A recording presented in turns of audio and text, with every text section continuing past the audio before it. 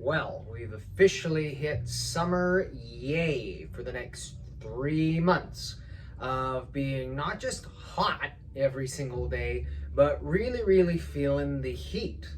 And it's kind of funny thing here if you're living in Brisbane because the average daily temperature, it seems to be usually around, 29 up to 33 degrees or so. And yet there are some days where everything is just feeling way nastier, way worse. And you might be wondering, why is that? And more importantly, what do you do besides just staying inside all the time?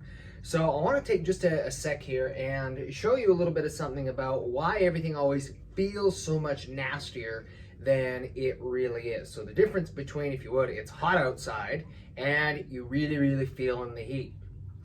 So what are some of the factors that are going to be influencing it here? Well, there's more than four, but these are going to be the four big ones. So first and foremost is the air temperature. Now this is the temperature you find on any app that they report on TV and all that sort of stuff. It says this is what the temperature that we are recording with our instruments in the shade. So it is the air temperature in the shade. That's the first factor. And that's the one that's reported on the news when we're saying, okay, it's going to be a hot day or something like that. But way more to the story. So number two is going to be, are you out in the sun? You see, if you had your thermometer out in the sun, it's going to start to really heat up. It's the reason why you get into your car and the thermometer says that, whoa, that's like 5 degrees hotter than it's actually saying it is outside. Exactly. Duh, the sun is hot. When you are under and getting exposed by the UV rays of the sun, the effective feeling about what that's going to be like is going to be a lot nastier. So it's not just a matter of, okay, well, what's the temperature? If you're out in the sun, it has the effect of actually increasing the effect on your body of about 2 to 5 degrees Celsius on the average, let alone if it's really beating down on you. Number three, the killer, humidity. It's not the heat that'll kill you, it's the humidity. Because as we know, when the humidity starts to go up, there's more moisture in the air and everything just feels like you're absolutely melting, absolutely relentless. The fourth one then is going to be wind or the breeze. Now, humidity and wind, these are kind of going to be opposite poles of each other because if you've got a lot of breeze coming through, it typically cuts through humidity and can neutralize some of those effects as long as they're the breeze. And it's more of an alternating factor between, summer heat temperatures and cold, because if you're living in a cold climate and you've got a wind chill factor, that's going to trump the humidity. But if you're living in a very hot climate, the humidity is typically going to trump the wind. So I mentioned this one here, it's important, but really these are going to be the three big ones that are going to kill you here for summer. So what does it ultimately mean and how do you measure some of this stuff? Well, if you were living in Canada or if you're living in Northern Europe, they use something that's called a humidex.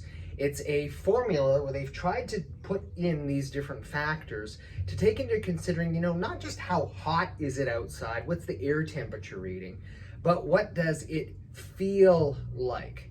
Because whatever you're actually feeling is the effect that is happening on your body. Here's an interesting bit of trivia. This is anecdotal from looking at marathon runners. They find that the ideal temperature for a person to be exercising outdoors is going to be about 10 degrees Celsius. It's that temperature where body doesn't really seem to need to exert too much energy just to keep itself cool. But for every 5 degrees above 10, it's going to have to spend about 2 to 4% extra energy just to stop itself from overheating. Now, I want you to think about that when we start looking at some of these numbers here in just a sec, that your body has to be spending extra energy right now just to keep yourself cool. So, what can you do? Well, with this video, we're going to attach for you a little chart of that humidex.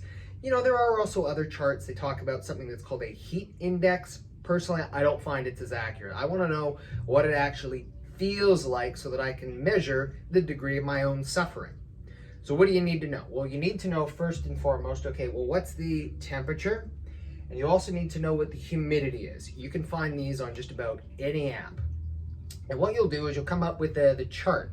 And it'll be a little cross-sectional chart where you can then see, all right, well, if this is what the temperature is, what it's being recorded as, and then this is the relative humidity percent Is it down at 10%? Is it at 50%? Is it darn near 100%? How does that impact what it feels like? And then, if you are going to be out in the sun, you could probably conservatively add at least another 2 degrees Celsius. Arguably, you could add up to about 5 degrees so that you really have an appreciation for what the heat is going to be feeling like impacting on your body. So we're going to just use one very, very simple example here, because average Brisbane temperature, 30 degrees, and that's going to be the average daily temperature from the better part of around November, and we're looking at that through March, sometimes even onto in April. So average daily air temperature is going to be about 30 degrees. Now, if you're going to be talking about the sun, okay, we can add another, 2 degrees or so, whatever. We're going to skip that just for now. You can do that on your own. But humidity.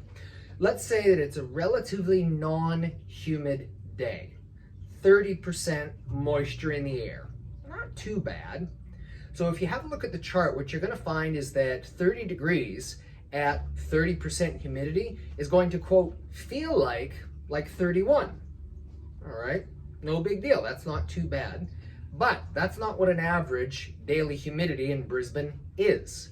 Average daily humidity is probably going to be somewhere around 60%. So 60%, have a look at your chart. 30 degrees at 60% humidity, guess what that feels like? 40. Feels like 40. And then if you've got one of those real muggy afternoons before we've got a thunderstorm, assuming the thunderstorm actually cools anything off at all, let's say you're looking at about 90% humidity. Well, 30 degrees at 90%, that's going to feel like 45. And what did we say to you guys about what the effective temperature is actually doing to your body? It has to work 2 to 4% harder for every 5 degrees above 10.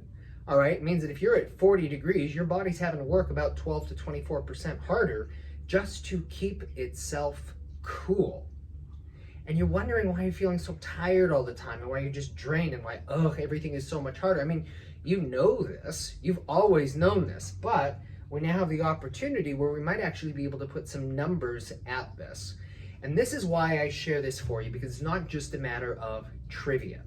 It's because if and when you are planning to go outside, do any gardening in the morning, if you're going to go down to the beach in the afternoon, if you're going to go out watch any sports, or if you're going to go out and do any kinds of exercise, you know what? It's probably a really good idea that you know what these numbers are, that you are actually going to be able to pace yourself.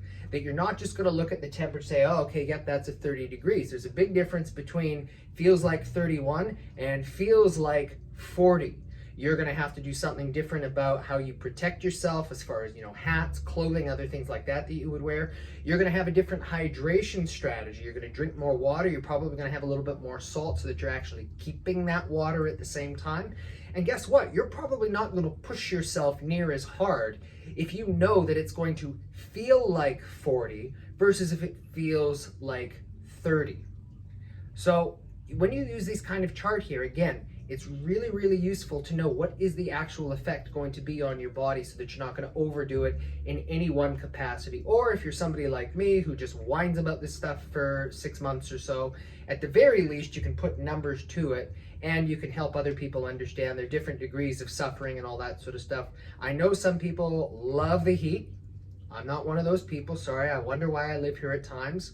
And yet, this is where we are at the moment and wouldn't have anything else at this period of time.